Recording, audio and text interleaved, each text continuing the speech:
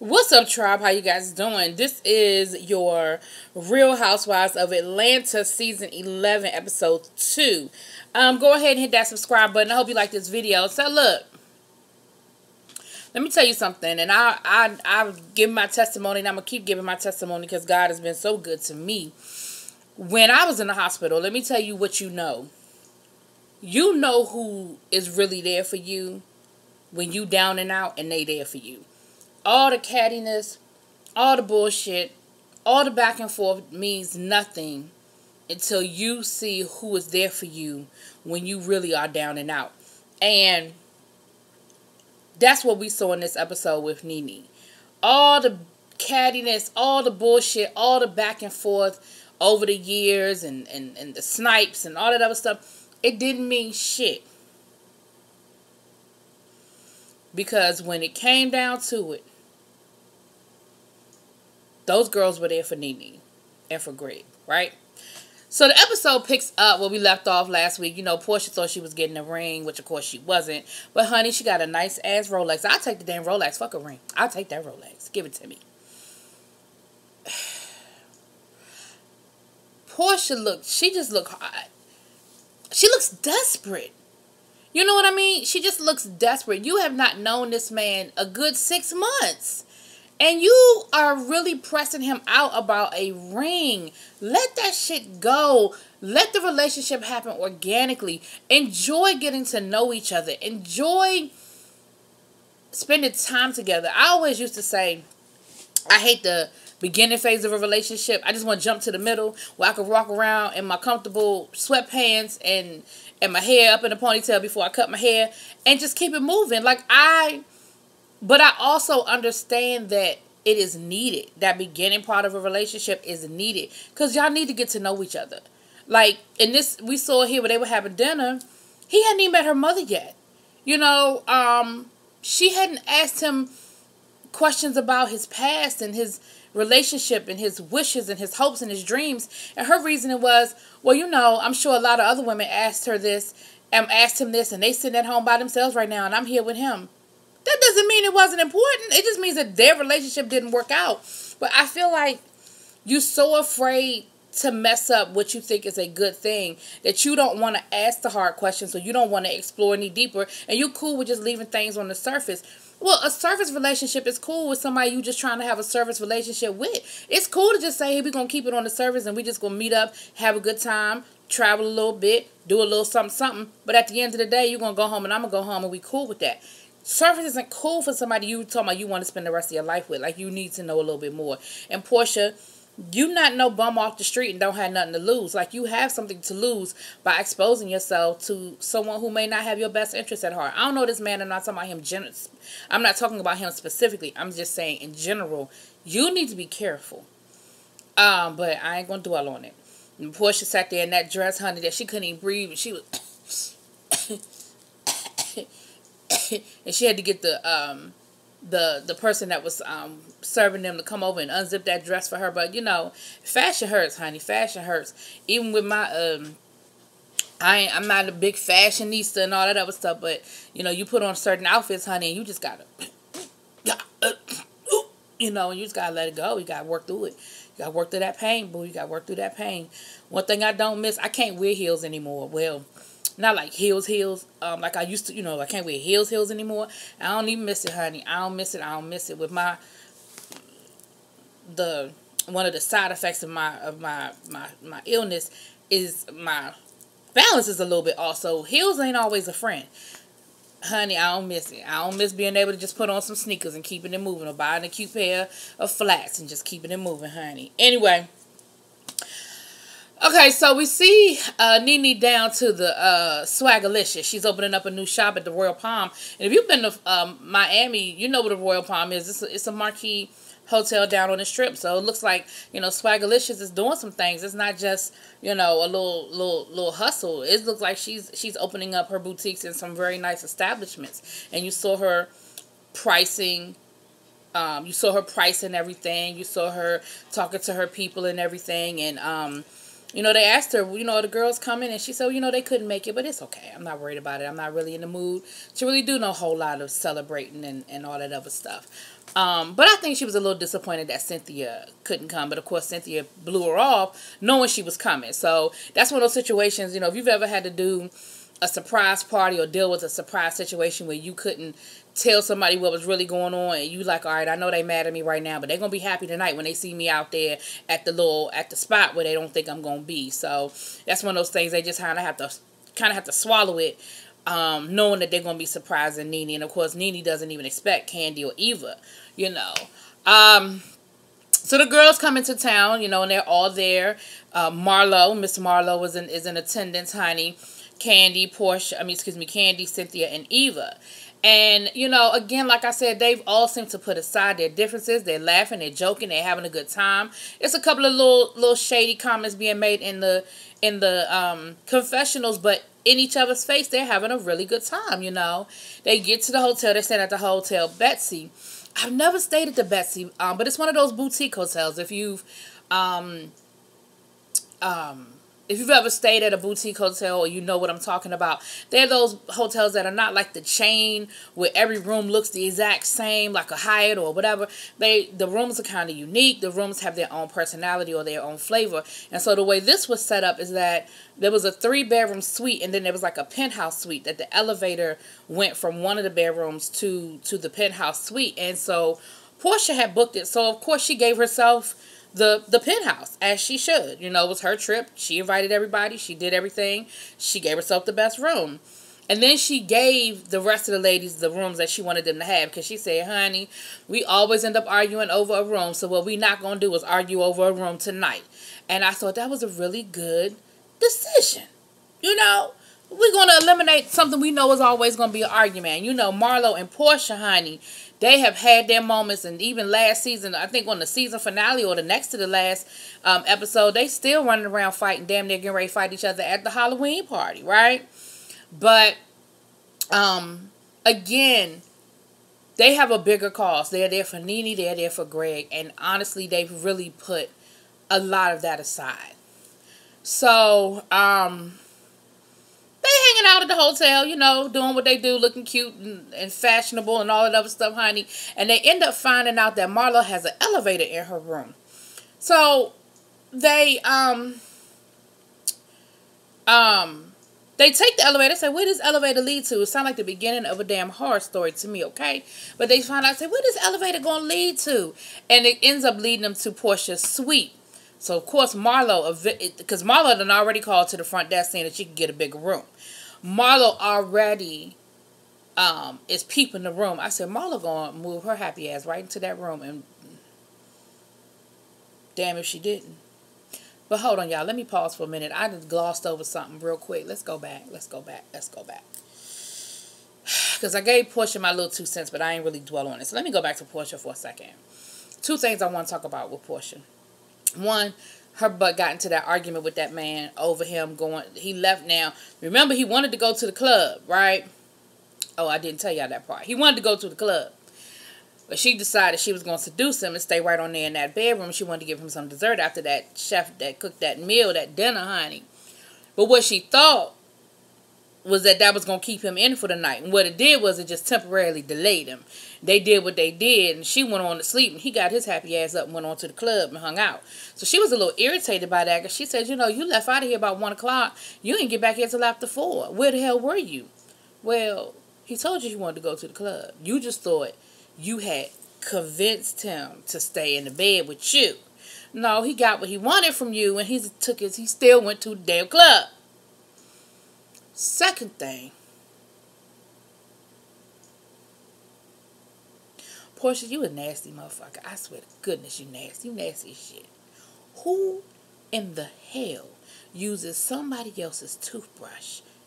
And not once or on a regular basis. She says she always uses his toothbrush. If that is not the nastiest shit I have ever... That's what I need y'all to understand. I would rather walk around not brushing my teeth until I could get to the drugstore and buy me a toothbrush. Like, if I have traveled before and you forget your toothbrush or whatever the situation is, and you got to get to the nearest drugstore or go downstairs. Like, she had the boyfriend go get her a toothbrush from the front desk, talking about, it's too soft for my teeth, it's too soft. Honey, it will do in a pinch. And then while y'all are out running the streets, you can run by a CVS and pick you up a real toothbrush. And then she later on gonna ask the girls about it, like they was gonna see and feel like it was okay. That's the nastiest shit I have ever seen in my life. I ain't never. And for Portia not to think it was anything wrong with it, I really hope she was playing. I really hope she was putting on for the camera, because that is just nasty. Ugh. I don't know how I jumped over that. I don't know how I almost missed that. That was just nasty. Now, alright, so I done went there. Fast forward. We are back at the ladies getting ready to go to they meeting up with Portia to surprise Nene. Nene's backstage, she talked about that this is an all-female comedy show this is Greg's show. He's been doing it for 2 years. And normally, he does a lot of running around, making sure the ladies are where they're supposed to be and all those, all the things that you do behind the scenes. She said, but he just cannot.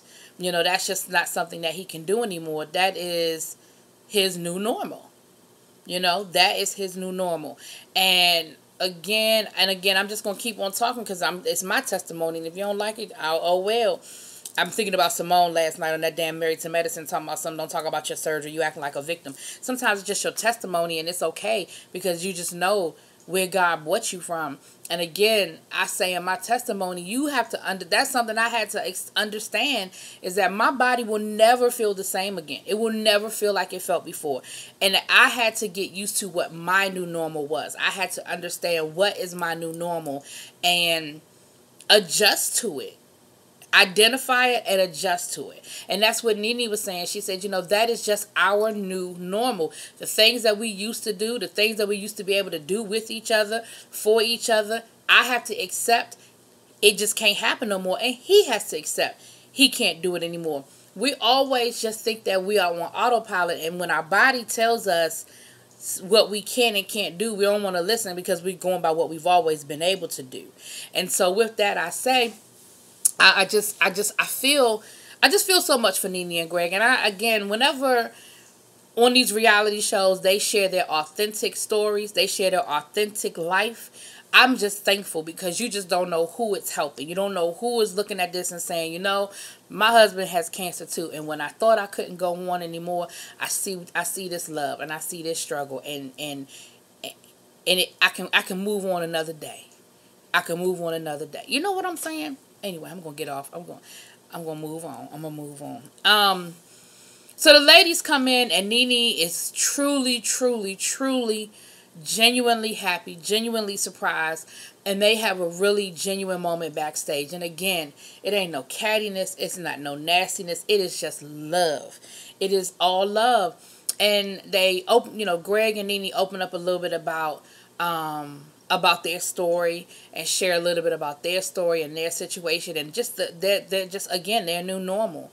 The ladies are there for the show, and they're there to cheer Nene on and just be there to support her. We see a really touching scene with Lonnie Love and with Nene, and with Greg, and Nene said, she said, everybody, she said, one thing I know is that everybody loves Greg. She said, everybody loves Greg. She said, they might not like his wife too much, but they love Greg. And it was genuine. Lonnie Love started tearing up. Lord, I'm a little choked up right now. It's just real. It's just, when you're just a good person and you're just a genuine person, you can't hide that. You know what I'm saying? You just can't hide goodness. You just can't hide it.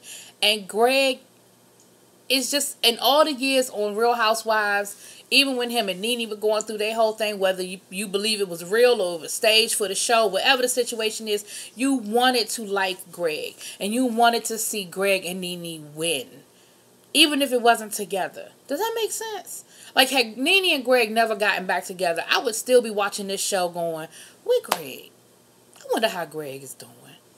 I wonder how that thing worked out with Greg. Because he was I really just always thought he was just a genuine person. So anyway, but it was just a good moment. It was just a good moment.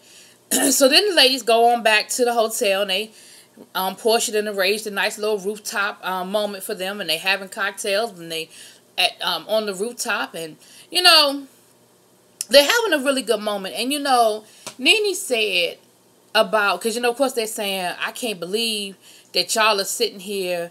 Portia and Marlo are just getting along. Like, I can't believe that that's what's happening. And Nene said, you know, I always knew if y'all actually got to know each other, that y'all would really get along. Like, I always knew that y'all would become friends. And they really genuinely seem to be getting along. Honey, Marlo moved her happy ass right on into Portia's room. Like I said she did. She had her shit. And she didn't just put her luggage down there, honey. She unpacked. She had her jewelry laid out. She had her shoes lined up. She put shit in the car. She really thought she was going to take that room. And, you know, I ain't mad at you. You know, nothing beats a failure but a try. Shoot your shot, Marlo. But Portia very nicely slid her happy ass into that bed all around Marlo's stuff. And then that next morning she woke up and she put Marlo's things on and went on in the bathroom, and she said, you know, I appreciate you leaving your stuff here, Marlo. I think I will. And again, that was nasty that you put Marlo's outfit on that she had on the day before. That was nasty. Now, I ain't talking about sharing clothes. We've all shared clothes, but damn it, we shared clean clothes. That was nasty. Again, Portia, I'm just questioning your hygiene. I just am. That was nasty. But they ended up going to the club the night before, right? The night before, they ended up going to the club. Oh, you know what? I'm ahead of myself. They go to the club later on that night. Ugh. Let me go back to the rooftop. I got ahead of myself, y'all. But they were on the rooftop, and again, that's when Portia brought up the toothbrush thing, and they all looked at her like she was crazy. They talked about, you know, they just talked about everything. They had a good moment, and Candy knows a little something about Portia's new man. Now remember, last week he admitted that he knew her, but he wouldn't get all into specifics about how he knew Candy. Now Candy saying that she know him, and she said, you know, I knew about Portia's new man before Portia told anybody about her new man. And she told Portia, she said, look, I know me and you ain't really been the best of friends these last few years. She said, but I'm just gonna say to you, don't be so quick to let everybody know that you're ready to get married. You know, that's all I'm going to say. And, of course, Portia kind of was like, thank you. But, of course, gave her the side eye like, whatever, bitch. Basically, what she was saying is, don't be so thirsty out here in these streets because I know something about your man that you don't know. And Todd told Candy, you stay the fuck out of that. You just let her find out organically. Don't you get into that. And Candy said, I ain't going to get into that shit. I'm going to let her know. I ain't going to tell her nothing. Now, you know, Candy gonna tell somebody who gonna tell somebody who gonna tell Portia. But for right now, Candy said, you know, I just know a lot of women who have dated him. That's all I'm gonna say. But you know, it's way more to that story. But it was a nice evening, and like I said, I love. We know the shit's coming. We know that the drama's gonna come and the shit's gonna come. But it's nice to see a couple of episodes where these ladies are just having fun. You know what I mean? Having fun. So anyway, like I said, Portia and Marlo end up going out that night. They go to the club. And Marlo actually ended up meeting Dennis. She ended up meeting him because he was at the club, you know, and they met up with each other. And she said she likes Dennis, and she likes that Dennis makes Portia happy. She said Portia is happy, and she likes the fact that he's making Portia happy, you know. Which again tells me that her and Portia are starting to build some sort of a friendship, which is cool. That is real cool. So the next day they get ready to go down to Swagalicious for the grand opening, honey. Honey. Now let me say this to you. I told y'all last week, Miami used to be my spot. I used to go to Miami like I used to drive down the street. Miami was my shit. But let me tell you something about Miami. Miami's hot. So I understood what those ladies were talking about when they came out that hotel, and Cynthia talking about some of the hotel is right there. Y'all can't walk 2 blocks. Let me tell you something. Sometimes the answer is just no. Sometimes the answer is just no. I can't walk those 2 blocks because it's hot as Hell's Kitchen in this bitch. And what I ain't gonna do is get ready to walk 2 more blocks in Hell's Kitchen. Give me an Uber. Now you add on to the fact that they got on heels and boots and hats because they got to be cute and they got to be fashionable. You add all that on, all them layers on, honey, I don't blame them. I don't blame them at all for trying to get their asses, find themselves an Uber or a cab or something and get them where they need to go. I ain't mad about it at all. So they get to the boutique and, they're enjoying themselves. They're having a good time. Now, once again, I say, you know who your real friends are when they show themselves to you in a moment of crisis. Greg got a little heated. He was feeling a little whatever. He needed a moment, whatever the situation is. And he went outside. And I think it was Marlo told, I don't know who it was, to be honest with you, told Nene, hey, Greg's outside. And next thing you know, them ladies done came out there, they done bought water, they done bought a handkerchief, they done bought, they fanning, whatever, right? But they are out there making sure that Greg is okay. And they wouldn't let him get up until they felt like he was ready to get up. And they wouldn't leave him until they felt like he was ready to move. Again, that lets you know that they were there for the right reasons. They were there for Nene. And no matter what happens and how this season ends and whatever drama comes through, because I don't know what's been cooked up for the next 12 weeks, because we're probably going to get about 13, 14 weeks of this. I don't know what's been drummed up for the rest of this season. But for this episode, that's what's real. That was real. That was real, y'all. And I thought it was a good episode. I did. We're going to see where this go next week. Y'all let me know what y'all think. Peace.